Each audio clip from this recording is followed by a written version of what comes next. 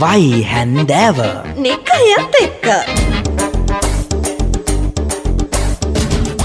මේ මුලින්ම අභ්‍යවකාශයට ගිය කවුද? ලයිසා නේද? කවුද ලයිසා කියන්නේ? අපේ ගෙවල් පැත්තේ ඉන්නවා ලයිසා කියලා කෙල්ලේ. පිස්සුද හොදයෝ? කවුද කිව්වේ? අම්මා කිව්වේ මුලින්ම අභ්‍යවකාශයට ගිය ලයිසා කියලා. මම ඉතින් පොඩි කාලේ ඉඳන්ම ලයිසක්කව තමයි හිතාගෙන හිටියේ. කොහොමත් කෙල්ල අඩි දෙකක් විතර උඩින් යන්නේ. නෑ ඒ ලයිසා නෙමේ ලයිකා කියලා බලු ආච්චි කෙනෙක් ගියේ. මං අහන මිනිස්සුන්ගෙන් කවුද ගියේ? මිනිස්සුන්ගෙන් ගියේ ජූරි ගගාරින් අයියානේ. ජූරි නෙවෙයි ගගාරි නෙමෙයි යූරි ගගාරි. ඔන්න දැන් ඒක තව ටිකක් දියුණු වෙලා පහුගිය දවසක අභ්‍යවකාශයට ගිහිල්ලා තියෙනවා බර්ගර් එකකුයි ෆ්‍රෙන්ච් ෆ්‍රයිස් වගේකුයි. නෑ මොන මගුලකටද?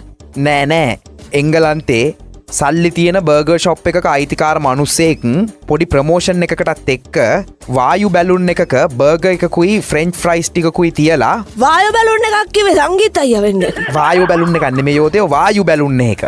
ෆ්‍රෙන්ච් ෆ්‍රයිස් වගේකුයි බර්ගර් එකකුයි තියලා අඩි ලක්ෂ ගාණක් උඩට යවලා. නෑ. ඔව් දැන් ඕසෝන් නිස්තරයත් පාස් කරගෙන යන්නේ. මරු. ඕක අභ්‍යවකාශයට යවලා තියෙන ඒත් එක්ක මේක හයි කරලා තියෙනවා GoPro කැමරා එකකුත්. ඒක වැදිලා ඕස්තෝන් නිස්තරේ. පිස්සුද බං? එහෙම එකක් නෙමෙයි ඒකත් අර වායු බැලුන් එකේ අටෝල තමයි යවලා තියෙන්නේ. ඉතින් ඔන්න දැන් ඒකෙන් පික්චර්ස් පෘථුවියට අරගෙන මේ බැලුන් එක අඩි ලක්ෂ ගාණක් උඩ ගිහිල්ලා නීල් ආම්ස්ට්‍රෝන් හඳේ පාවෙනවා වගේ මේ ෆ්‍රෙන්ච් ෆ්‍රයිස්ුයි බර්ගර්යි පාවෙනවා ඒගොල්ලෝ බලාගෙන ඉඳලා තියෙනවා. මරු. නිකයි දැන් ඕකෙන් රටට වෙන ප්‍රයෝජනේ මොකක්ද? නෑ රටට නම් ප්‍රයෝජනයක් නෑ. මේ බර්ගර් ෂොප් එකට ඒක ලොකු ඇඩ්වර්ටයිසින් කැම්පේන් එකක් විදියට ගන්න පුළුවන්. මේ අපේ බර්ගර් අභ්‍යවකාශයටත් දීලා තියෙනවා. ටාගට් ගෲප් එක ඒලියන්ස්ලා වෙන්න ඇති.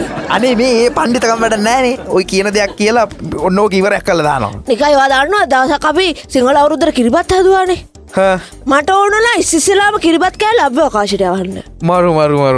මාත් බැලුමක ගැට ගහලා යවුවා. ඔටිකට පව්වද මාර සීන එකක් වුණානේ. ඇයි පාවෙන පිරිසක් අවිලා අපේ ගෙදරට ගෙදර තිබ්බ ලුණු මිරිස් උස්සන් ගියා.